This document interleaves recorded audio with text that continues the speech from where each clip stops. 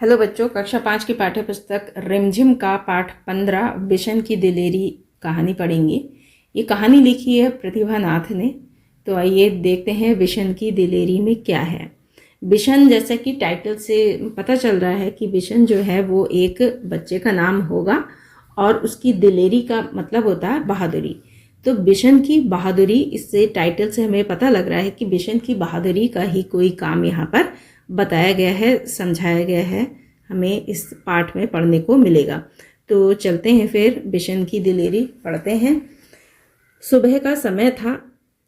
पहाड़ों के पीछे से सूरज झांक रहा था। 10 वर्ष का बिशन घर से बाहर निकल आया। पहाड़ों के पीछे से सूरज झांक रहा था। सुबह का समय था, ये समय उन्होंने क्लियर किया हुआ है। 10 वर्ष का बिशन घर से बाहर निकल आया। वह रोज इसी समय इसी रास्ते से कर्नल दत्ता के फार्म हाउस पर जाता है। कौन जाता है? बिशन जाता है। इसी रास्ते से जाता है वो। कर्नल दत्ता की पत्नी पढ़ाई में उसकी मदद करती है। फार्म हाउस से लगे सेबों के बाग में कीटनाशक दवा का छिड़काव हो रहा था और बहुत तड़के काम शुरू हो जाता था। तो बहुत तड़के काम शुरू हो जाता था, कहने का मतलब यह है कि बहुत जल्दी ही काम शुरू हो जाता था। जो सेबों के बाग थे, फार्म हाउस क्या होता है? फार्म हाउस होता है बच्चों खेती, जहाँ पर किसानी कहते हैं कि वो बिग लेवल पर काम होता है, एक बड़े स्तर पर काम किया जाता है, उसको फार्म हाउस कहते हैं। एक बड़ा सा खेत होता है, उसमें खेती भी होती है, उसमें खेती भी होती है और उसमें बड़े बड़े पौधे, मतलब बड़े बड़े पेड़ भी होते हैं। फार्म हाउस में पेड़ भी होते हैं, घर भी होते हैं। जिनका खेत होता है या जिनका जो वहाँ पे देखभाल करते हैं उनका घर भी होता है वहाँ पे। तो फार्म हाउस में लगे सेबों के बाग में, अब उस फार्म हाउस में क्या लगा था? सेब लगे थे। तो सेबों का बाग था। सेबों के बाग में कीटनाशक दवा छिड़की जा रही थी और ये काम, कीटनाशक दवा को छिड़कने का काम जो था वो बहुत तड़के शुरू हो जाता था, मतलब बहुत सुबह सुबह काम हो जाता था। बिशन पगडंडी से अभी सड़क तक आ ही रहा था, उसे गोली चलने की आवाज सुनाई दी। उसने इधर उधर देखा, कोई भी दिखाई नहीं दिया। किसको दिखाई नहीं दिया? बिशन को कोई भी दिखाई नहीं दिया।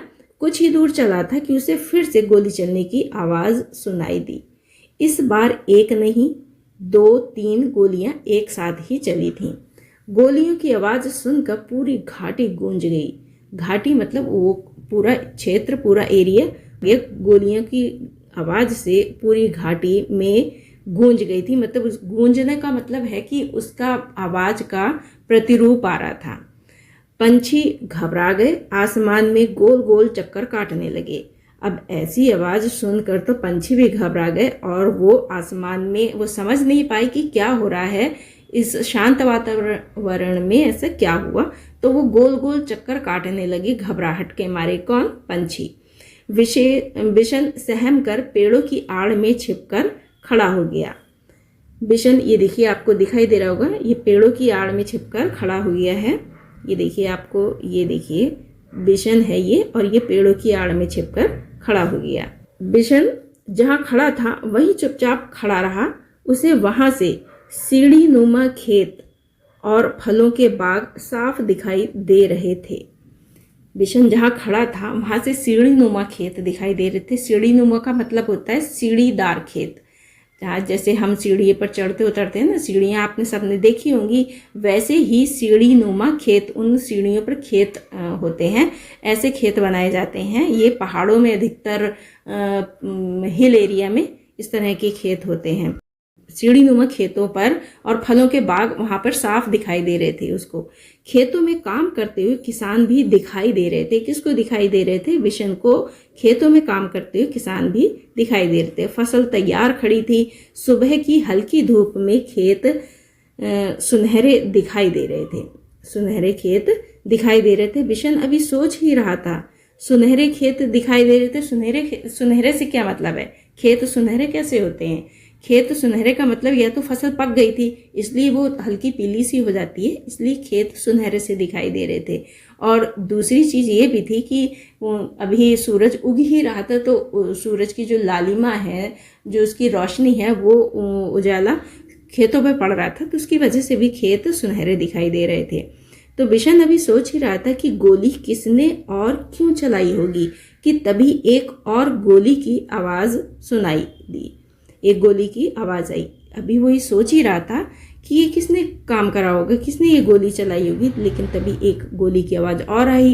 एकाएक बिशन को गोली चलने का कारण समझ में आ गया। जब फसल पक जाती है तब गेहूं के खेतों में दाना चुगने ढेरों तीतर आ जाते हैं। तो बिशन को ये कारण समझ में आ गया कि गोलियां कौन चला रहा है और ये आवाज़ क्यों आ रही, गोलियां किसी ने क्यों चलाई होंगी। तो वो कारण उसको समझ में आ गया। कारण ये था कि गेहूं के खेतों में दाना चुगने ढेर सारे तीतर आ जाते हैं। तीतर क्या होते हैं? पंछी होते हैं। वो ढेर सारे गेहूं के खेतों में दाना चुगने आ जाते हैं। गेहूं की फसल पक जाती है तो क्या होता है, उन गेहूं में ढेर सारे दाने आ जाते हैं। दाने जब पक जाते हैं, गेहूं पक जाते हैं, उसमें वो गेहूं होते हैं, तो उनको खाने के लिए बहुत सारे पंछी यानी तीतर आ जाते हैं। शिकारी इस बात को जानते हैं, इसलिए वे सुबह सुबह ही तीतर मारने चले आते हैं। शिकारी इस बात को अच्छे से जानते हैं कि इस समय पंछी आते हैं, दाना चुगने आते हैं, इसलिए ये काम वो सुबह सुबह ही करते हैं। शिकारी सुबह सुबह, शिकारी कौन होते हैं? शिकारी वो होते हैं जो पंछियों का, पशु पक्षियों का शिकार करते हैं। तो ये शिकारी तीतर को मारने आ जाते हैं। अब इसी तरह बहुत सारे तीतर, पिछले साल भी शिकारियों ने इसी तरह बहुत सारे तीतर मारे थे। कुछ तीतर तो वे उठा ले गए, बाकी को वहीं छोड़ गए। खेतों को काटते समय किसानों को बहुत से मरे और जख्मी तीतर मिले। अब यहाँ पे पिछले साल भी शिकारियों ने इसी तरह से तीतर मारे थे। वो क्योंकि हर साल आते हैं, उनको पता है कि ये फसल पक जाती है, तीतर अधिक मात्रा में आते हैं, पंछी अधिक मात्रा में आते हैं, तो वो उनको मारने आते हैं।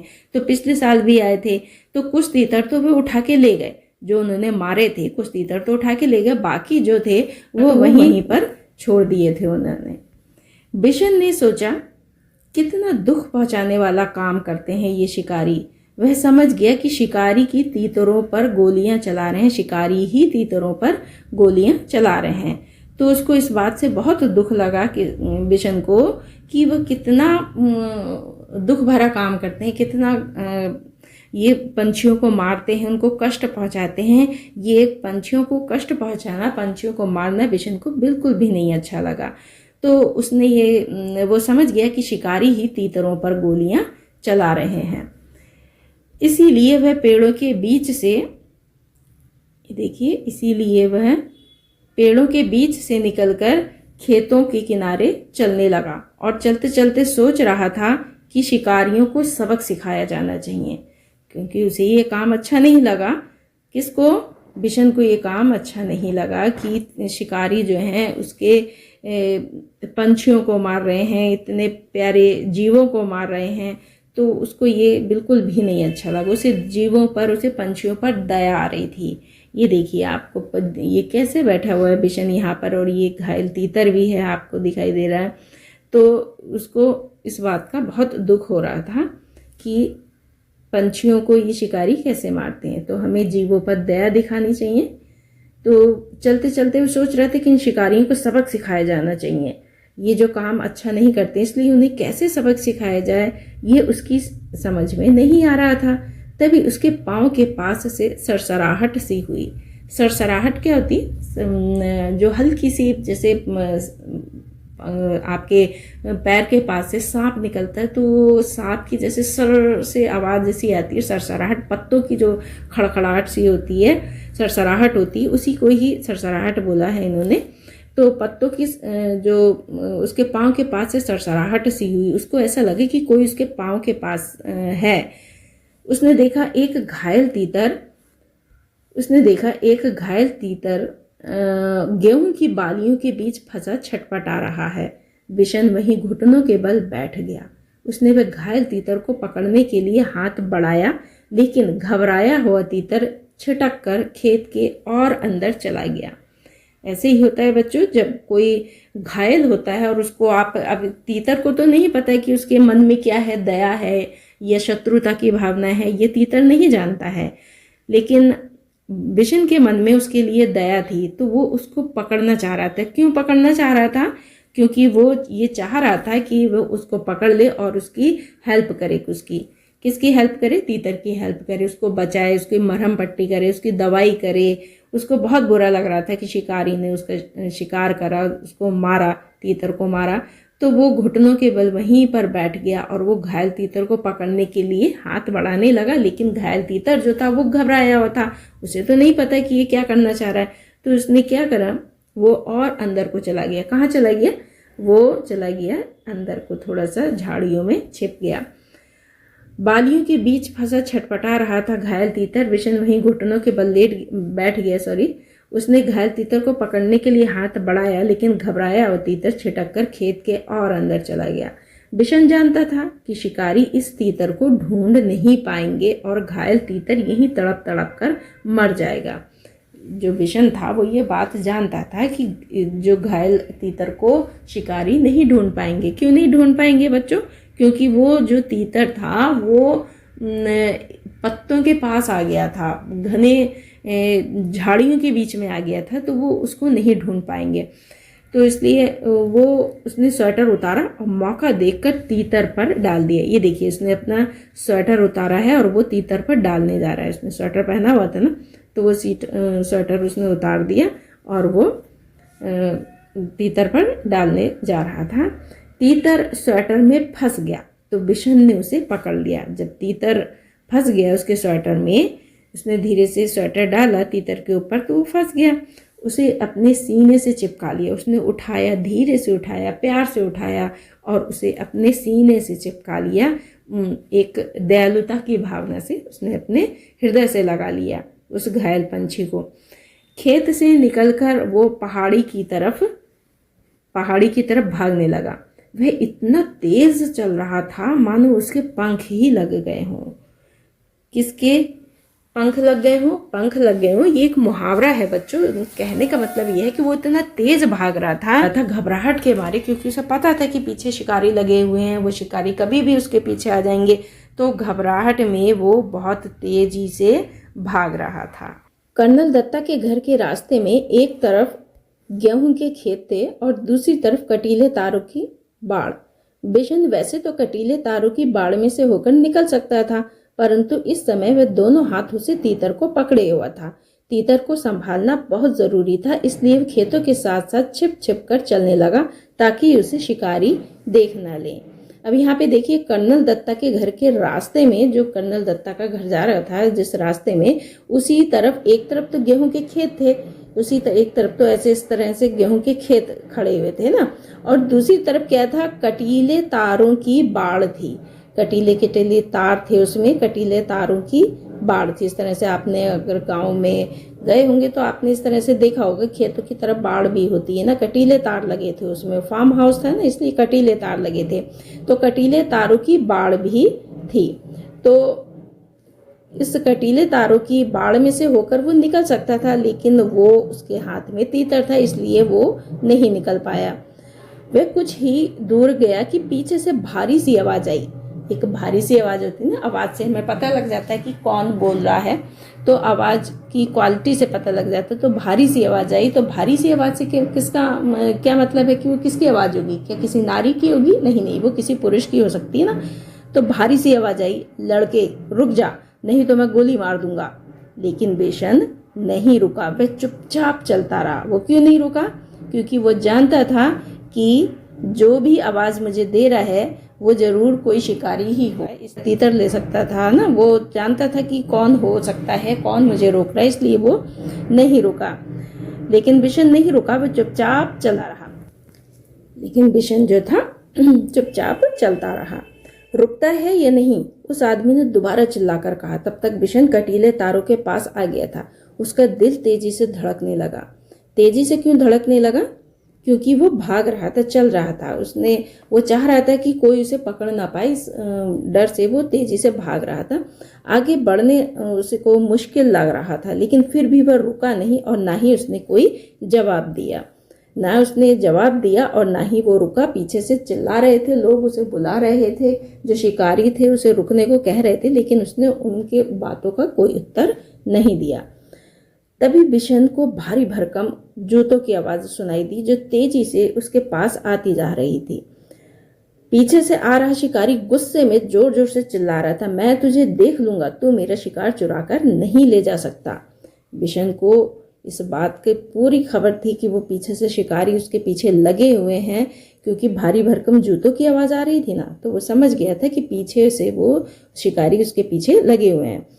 तो बिशन के लिए आगे निकल भागने का कोई रास्ता नहीं था। अगर वह सड़क से जाता तो शिकारी को साफ दिखाई दे जाता, इसलिए उसने खेतों के छोटे रास्ते से जाना तय किया। अब बिशन के सामने मुश्किल यह थी कि वो किस तरफ जाए, क्योंकि अगर वो सही मतलब सड़क वाले रास्ते से जाता है, आसान वाले रास्ते से जाता है, आसान वाला रास्ता जो था वो इतना मतलब ऐसा था कि उसे शिकारी उसे आसानी से देख लेते, इसलिए उसने आसान वाले रास्ते को नहीं चुना। उसने कौन से रास्ते को चुना? उसने उस रास्ते को चुना जो खेतों के छोटे छोटे रास्ते से होकर जा रहे थे। खेतों के पास से छोटे छोटे रास्ते थे उबड़ खाबड़ वाले, उन रास्तों से होकर जाना उसने निश्चित किया। खेतों से आगे रास्ते में कांटेदार झाड़ियां थी। ऐसी झाड़ियां जिसमें कांटेदार होते हैं उसको कांटेदार झाड़ियां कहते हैं। आगे के रास्ते में कांटेदार झाड़ियां थी। बिशन उसी रास्ते पे घुटनों के बल चलने लगा।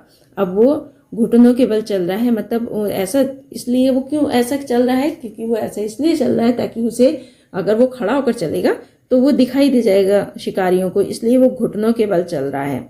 बहुत संभल कर चलने पर भी उसके हाथ और पांव पर कांटों की बहुत सारी खरोंचे उभर आई।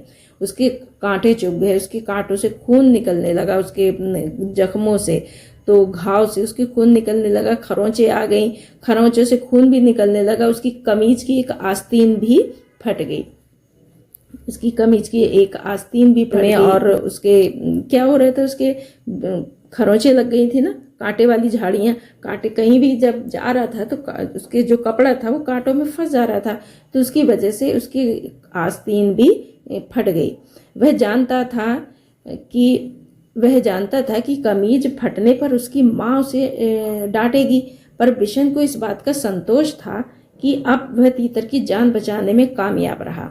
उसको इस बात का तो डर था कि कपड़े फट गए हैं उसकी मम्मी उसे डांटेगी, लेकिन उसे इस बात का संतोष था कि उसने एक पंछी की जान बचाई है, उसने तीतर की जान बचा ली है। झाड़ी से बाहर आकर वह सोचने लगा कि कैसे पहाड़ी के कोने से फिसल कर नीचे पहुंचा जाए, लेकिन उस कोने में घास बहुत ज्यादा थी और ओस के कारण फिसलन भी बहुत ज्यादा थी। एक तो घास थी और ओस पड़ने के कारण, क्योंकि सुबह का समय था ना, ओस पड़ा हुआ था तो वो सारी जगह वो गीली गीली हो रही थी, तो ओस पड़ने के कारण वो फिसलन उसमें हो गई थी। लेकिन उस कोने में बहुत घास ज्यादा थी और ओस के कारण फिसलन थी। बिशन थक कर वहीं किनारे बैठ गया। अभी वह बैठा ही था कि उसके पांवों की आहट सुनाई दी।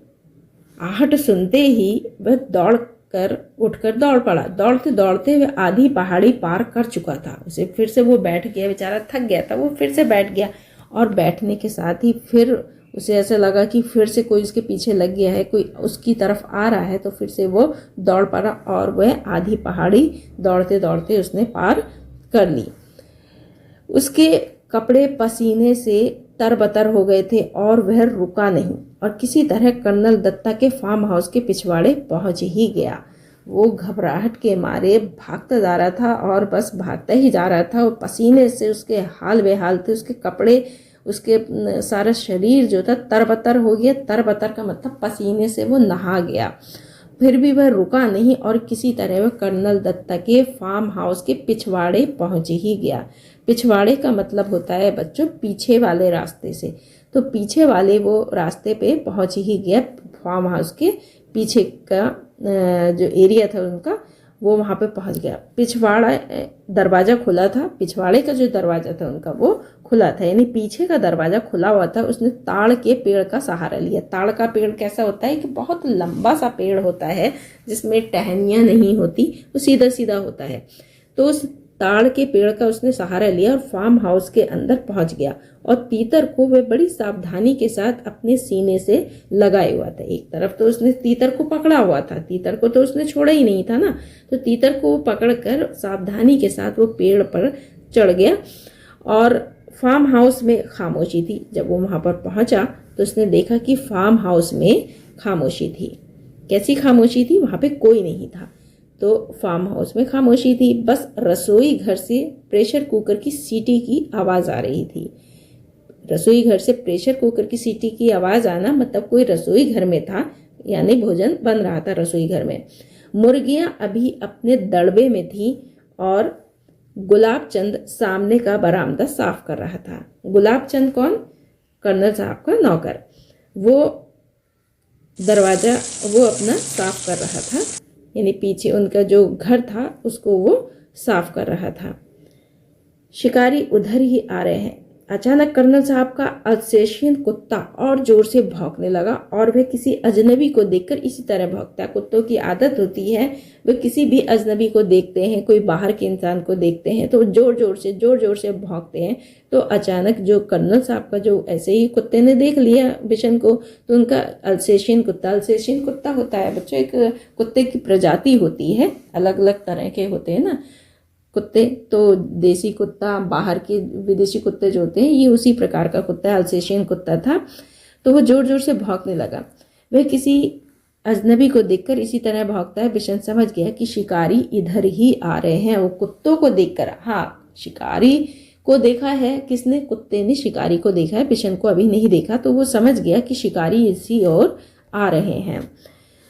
उसने इधर उधर देखा ताकि वह तीतर को कहीं किसी तरह से छिपा दे। उसने उसको तीतर को छिपाने का रास्ता ढूंढा, इधर उधर देखा कि कहाँ उसे छिपा सकूं। एक और शेड के नीचे बहुत सारा कबाड़ पड़ा था। शेड कहते हैं एक चादर की, टीन की चादर जैसी होती है, तिरछी जैसी होती है, वो कबाड़, उसके नीचे कबाड़ जैसा पड़ा होता है, उसमें सारा फालतू का सामान उसमें पड़ा होता है। तो शेड जैसा था, वो ऐसी फालतू जगह थी, तो उसमें वो सारा कबाड़ घुसा हुआ था। तो उसी में वह टूटी टोकरी बिशन को दिखाई दे गई। कहाँ दिखाई दे गई बिशन को? टूटी टोकरी उस कबाड़ में ही दिखाई दे गई। ये ठीक है सोचते उसने तीतर को उस टोकरी में रख कर स्वेटर से ढक दिया। जो उसने स्वेटर पहना था ना, उसे पहना रखा था, उसी से उसको ढक दिया। घायल तीतर घबराया हुआ था, इसलिए वो चुपचाप पड़ा रहा। तीतर को छुपाने के बाद बिशन ने सोचा कि अब बाहर चलकर देखना चाहिए। वह शिकारी के सामने भी नहीं पड़ना चाहता था। अब टोकरी में उसने छिपा दिया, तीतर को छिपा दिया, और उसने क्या करा? तीतर को छिपाने के बाद वो ये सोच रहा था कि अब बाहर चलकर देखना चाहिए, लेकिन वह शिकारियों के सामने भी नहीं जाना चाहता था। अगर वो शिकारियों के सामने चला जाएगा तो क्या होगा? शिकारियों के सामने जाने पर शिकारी उसे पकड़ लेंगे, इसलिए वो उसके सामने नहीं जाना चाहता था। वह छत पर ही बैठना ठीक समझा। बिना सीढ़ी के छत पर चढ़ना उसके लिए बहुत आसान काम था। अक्सर वह इस शेड के ढलवा छत के सहारे ऊपर चढ़ जाता था। शेड मतलब वो जो अभी बताया था ना मैंने, ढलवा छत। ढलवा का मतलब क्या होता है? ढलवे का मतलब होता है एक ढलान जैसी, इस तरह से ढली हुई छत होती है ना, तो वो उसके नीचे ही वो ढलवा छत का सहारे ऊपर चढ़कर वो बैठ गया था ना, बैठ जाना चाहता था, सॉरी। तो वो ऊपर छत पर बैठ जाना चाहता था। तो बिना सीढ़ी के छत पर चढ़ना उसके लिए बहुत आसान था, वो रोज का काम था उसका इस तरह से। तो वह अक्सर शेड की ढलवा छत के सहारे ऊपर चढ़ जाता था। बिशन लकड़ी के खंभे पर बंदर की तरह वो छलांग लगा लटक गया और ऊपर की ओर खिसकते से खिसकते छत पर पहुंच गया। कौन पहुंच गया? बिशन ऊपर छत पर पहुंच गया। खपड़ैल की ढलावदार छत थी। खपड़ैल कहते हैं, एक खपड़ैल होते हैं ना, देखिए आपको वो दिखाते हैं इधर, ये इस तरह, ये छोटा सा ये दिया हो ना, इस तरह की होता है वो खपड़ैल का कच्चा सा छत थी वो, इसलिए चिमनी के पीछे वो बैठ गया, पीछे छिपकर बैठ गया। चिमनी क्या होती है? चिमनी होती है जहाँ से धुआं निकलता है। रसोई घर की चिमनी होती है ना, चूल्हा जलता है तो उसकी चूल्हा जलने के लिए एक चिमनी बनाई जाती है, जिससे रसोई का जो चूल्हे का सारा धुआं है, लकड़ी का सारा धुआं है, वो चिमनी के सहारे बाहर निकल जाता है। तो उसी चिमनी के पीछे वो बैठ गया। वह किसी और को दिखाई न दे, इसलिए वह लेकिन वह सबको देख सके, लेकिन कोई उसे देख ना सके, इसलिए उस चिमनी के पीछे छिपकर बैठ गया। उसने देखा कि दो शिकारी उधर ही चले आ रहे हैं। और उनको देखकर कर्नल साहब का अल्सेशियन कुत्ता जोर जोर से भौंक रहा है। तो वो फिर से जो है कर्नल साहब का कुत्ता फिर से भौंकने लगा। इसका मतलब ये हुआ कि वो फिर से उन शिकारी को उसने देख लिया था। कर्नल ने कुत्ते को डांटा, चुप रहो, पर वह नहीं माना। पिछले दोनों पांवों पर खड़े होकर वह उछल उछल कर जोर जोर से भौंकने लगा। कौन भौंकने लगा? कुत्ता भौंकने लगा जोर जोर से। जब कुत्ते देखते हैं ना कि कोई बाहर का इंसान आ रहा है तो वो जोर जोर से भौंकने लगते। तो इस बार तो वो अपने दोनों पैरों पर खड़ा हो गया। वो दोनों शिकारी और करीब आ गए और कर्नल दत्ता ने रौबदार आवाज में पूछा। रौबदार आवाज किसे कहते हैं बच्चों? रौबदार आवाज होती है एक भारी भरकम गर्वीली आवाज। भारी भरकम आवाज को रौबदार आवाज बोलते हैं। तो कर्नल दत्ता जो थे अपनी रौबदार आवाज में बोले, हाँ तो तुम यहाँ किस लिए आए हो? तो वो शिकारी बोलते हैं, साहब हम शिकारी हैं और हर साल यहाँ शिकार के लिए आते हैं। अच्छा, तो तुम ही हो जो तुम लोगों को गोलियों की आवाज़ें गूंज रही थी सुबह से, तो तुम्हारी गोलियों की आवाज़ें थी। तो शिकारी वो जो कहते हैं, जी हाँ हमारे पास लाइसेंस वाली बंदूकें। लाइसेंस वाली क्या ऐसी बंदूकें होती हैं? लाइसेंस मतलब ऐसी बंदूकें जिसको लाइसेंस मिल गया हो। उस बिना लाइसेंस की बंदूक मिलना मतलब रखना घर में वो अच्छा नहीं माना जाता है। तो बंदूक रखने के लिए लाइसेंस लेना जरूरी होता है। तो उन्होंने कहा हमारे पास लाइसेंस है, हम कोई गलत काम नहीं कर रहे हैं, हमारे पास लाइसेंस वाली बंदूकें हैं। सरपंच माधो सिंह भी हमें जानता है। जो यहाँ का सरपंच है ना, गांव का सरपंच माधो सिंह, वो हमें अच्छे से जानता है। तो तुम हर साल तीतरों का शिकार करते हो? कर्नल ने मजाक उड़ाते हुए कहा, तुम हर साल तीतर का शिकार करते हो? तो जी हाँ, तीतर भी मार लेते हैं कभी कभी। अभी अभी एक लड़का हमारे शिकार तीतर को लेकर आपके यहाँ छिपा है, हम उसे ही ढूंढ रहे हैं। तो अब वो कह रहे हैं कि कर्नल ने उनका जो था मजाक बनाते हुए कहा कि अच्छा तुम तीतर भी मार लेते हो? तो उन्होंने कहा हाँ हम तीतर भी मार लेते हैं। एक लड़का हमारा शिकार जो है तीतर को वो आपके यहाँ आकर छिपा है, वो लेकर आया है और हम उसे ढूंढ रहे हैं। अच्छा तो तुम इतने सारे तीतर मारते हो तो तुम उसका करते क्या हो? कर्नल साहब ने कहा। तो उसने कहा कि शिकारी ने कहा सीधी सी बात है साहब, खाते हैं हम तीतरों को। क्या करते हैं? खाते हैं। बहुत से लोग होते हैं जो तीतर खाते हैं, दूसरे पंछी खाते हैं। तो उन्होंने कहा हम तीतर खाते हैं। दूसरे शिकारी ने जवाब दिया, फिर कुछ रुक कर बोला, अब तो इस लड़के को ढूंढवा दीजिए साहब, वह इधर ही कहीं छिपा है। तो शिकारी ने कहा तो आपको आपके बात का आंसर मिल गया, आपका जवाब मिल गया, तो आप तो उस लड़के को ढूंढवा दीजिए, वो इधर ही कहीं छिपकर बैठा है। कर्नल दत्ता ने उसकी बातों को कोई ध्यान नहीं दिया और गुस्से से कहा, कैसे कहा? गुस्से से कहा कैसे हो तुम लोग? हर साल जो है यहाँ पर इतने तीतर मार डालते हो, कुछ को खा लेते हो, बाकी को घायल करके तुम यहाँ तड़प तड़प कर मरने के लिए छोड़ जाते हो, और जब फसल कटती है तब ढेरों तीतर हमें मरे हुए मिलते हैं। तो ये तो अच्छी बात नहीं है ना, कर्नल साहब ने उनको बताया। तो कर्नल दत्ता की बात सुनकर वे दोनों कुछ घबरा गए। उन्हें उम्मीद नहीं थी कि कर्नल जो है इस तरह से उन्हें डांट देंगे। कर्नल दत्ता ने उन्हें इतना ही कहकर नहीं छोड़ा और आगे बोले, पक्षियों को मारने और उससे ज्यादा उन्हें घायल करके छोड़ जाने में तो कोई बहादुरी नहीं है ना। अब तुम दोनों यहाँ से जा सकते हो, यहाँ तुम्हारा कोई तीतर वीतर नहीं है। तुम अब जाते हो या यहीं खड़े हुए हो? जाते क्यों नहीं हो यहाँ से? ऐसे जो है कर्नल साहब ने उनको जोर से डांट दिया। किसको डांट दिया? शिकारियों को डांट दिया। घबरा के उनको उम्मीद नहीं थी कि वो उन्हें डांट देंगे। कर्नल दत्ता ने उनको डांट दिया और बोले कि अब तुम इसमें कोई बहादुरी नहीं है, तुम इतने मासूम पंछियों को मारते हो, बेजुबान पंछियों को मारते हो, इसमें कोई तुम्हारी बहादुरी वाली बात नहीं है, तुम दोनों यहाँ से अब जा सकते हो। तो इस तरह से उन्होंने को कहा। तो फिर वो बोली यहाँ तुम्हारा कोई तीतर वीतर नहीं, अब तुम यहाँ से चले जाओ। बिशन जो था चिमनी के पीछे से वो सारी बातें उनकी सुन रहा था, उनको देख रहा था। वो दोनों शिकारी जो थे वो पीछे मुड़े और फिर वापस चल दिए। कर्नल दत्ता ने गुलाब चंद से दवाई छिड़कने वाली मशीन लाने को कहा। तभी बिशन छप्पर से शेड पर होता हुआ नीचे कूद पड़ा। उसने तीतर को उठा लिया और घर में घुसते ही मालकिन को पुकारने लगा। कौन पुकारने लगा? बिशन पुकारने लगा। मालकिन कौन? कर्नल साहब की पत्नी, उनको पुकारने लगा। कर्नल साहब ने किसको बुलाया? गुलाबचंद को बुलाया दवाई छिड़कने के लिए। दवाई क्यों छिड़कते हैं बच्चों? दवाई इसलिए, वो खेत है ना उनके, बाग में कीड़े लग जाते हैं, सेब के बाग में कीड़े लगते हैं, तो कीड़ों को भगाने के लिए, कीड़ों से छुटकारा पाने के लिए दवाई छिड़कती जाती है। तो बिशन ने जो था, कर्नल दत्ता ने गुलाबचंद से मशीन लाने को कहा और बिशन जो था तभी वो छप्पर से नीचे कूद गया और उसने तीतर को उठा लिया और घर में घुसते ही उसने मालकिन को पुकारने लगा। मालकिन कौन? कर्नल साहब की पत्नी, उनको पुकारने लगा। बहू जी जल्दी आइए, ये बहुत जख्मी है, आकर इसे देखिए। ये आवाज़ जब मालकिन ने बिशन की आवाज़ सुनकर कर्नल दत्ता भी उधर आकर कि ये कौन बोल रहा? बोले अच्छा, तो तीतर चुराने वाला लड़का तो ही था। तो बिशन बोल रहा है क्या करता बाबूजी, उसे बहुत चोट लगी है, अगर मैं नहीं लाता तो मर जाता। अब तू इसका क्या करेगा? बिशन, वो जो कर्नल साहब बोले कि अब तू इसका क्या करेगा? तो वो बोला कि क्या करूँगा, मैं इसको पालूंगा बाबूजी, बिशन ने कहा।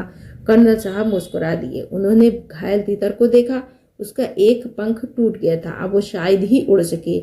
जाओ दवाइयों का बक्सा लेकर आओ, कर्नल साहब ने कहा। तो जो बिशन था वो दौड़ कर गया और दवाइयों का बक्सा ले आया। दवाइयों का बक्से का क्या करेगा बच्चों? दवाई के बक्से से दवाई निकाल कर उस घायल तीतर को लगाएंगे। तो बिशन दौड़कर ले आया। कर्नल दत्ता ने तीतर के पैरों का जख्म साफ किया। जख्म मतलब घाव, उसका घाव साफ किया, फिर दवाई लगा दी, पंख को फैलाकर टेप लगा दिया। टेप होते हैं ना, टेप लगा दिए ताकि वह ज्यादा हिले डुले नहीं। टेप क्यों लगाया बच्चों? तुम अपने कागज चिपकाने के लिए तो गोंद लगाते हो, गोंद का इस्तेमाल करते हो ना, लेकिन वो पंछी है, वहां पे तो गोंद नहीं लगेगा ना, वहां पे टेप लगा दिया उन्होंने, क्योंकि उसका एक पंख कट गया था तो उन्होंने गोंद लगा, मतलब सॉरी, टेप लगा दिया। बिशन, अगर तुम इसे गेंदे के पत्तों का रस दिन में 2-3 बार पिलाओगे तो जल्दी ठीक हो जाएगा। ये उन्होंने आयुर्वेदिक दवाई बता दी कि अगर गेंदे के पत्तों का अगर कोई जख्म लग जाता है, हो जाता है, यहाँ पे देखिए ये घायल तीतर है, इसके पंख भी हैं, इधर देखो खराब सा हो रहा है, और ये इसका दवाई सा है, ये बिशन है, ये मालकिन है, कर्नल साहब हैं, ये देखो मूछ वाले कर्नल साहब हैं। तो ये सब जो है उसने जो था बिशन ने को उन्होंने बताया कर्नल साहब ने कि अगर इसको गेंदे के पत्तों का रस अगर तुम इसे पिला दोगे तो ये जल्दी ठीक होगा, क्योंकि गेंदे के पत्तों में बहुत सारे ऐसे प्रॉपर्टीज होती हैं जो हमारे घावों को सही कर सकती हैं। घायल ना, पत्तों के जो पत्ते, हरे पत्ते होते हैं ना, उनमें बहुत अच्छी प्रॉपर्टीज होती हैं, जिसकी वजह से हमारी तीतर ही नहीं, उसको हम अगर हमारा कहीं जख्म हो जाता है, कट जाता है, तो हम उसको भी कर सकते हैं, सही कर सकते हैं पत्तों के रस से। तब तक बहू जी कटोरी में दलिया ले आई और तीतर को दलिया खिलाते बोली से रोज दलिया भी खिलाना बिशन, तीतर को दलिया बहुत पसंद होता है। अब तो बिशन के पीछे पीछे ही घूमता रहेगा। कर्नल ने हंसते हुए कहा कि तुम ये से दलिया, तुम इसे बता रही हो, इसे समझा रही हो ना, अब इसे दलिया खिला देगा तो क्या करेगा, वो उसके पीछे ही पीछे घूमता रहेगा। किसके पीछे? बिशन के पीछे घूमता रहेगा। कौन? तीतर। अच्छा बिशन, तुम जानते हो तीतर कैसे बोलता है? बहू जी ने पूछा। तो बिशन ने अपने दोनों हाथों को मुंह पर रखकर तीतर की आवाज निकाली, quack quack quack. Colonel Datta ठाका मारकर हंस पड़े।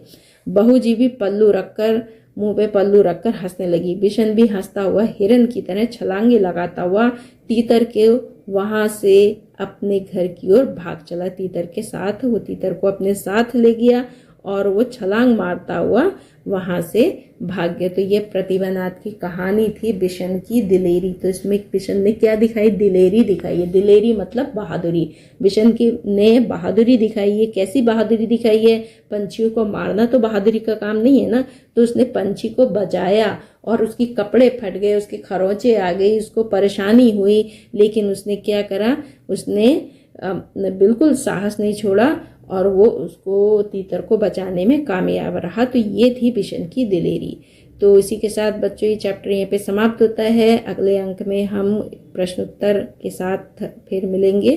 तब तक अपना बहुत ध्यान रखिए। नमस्कार।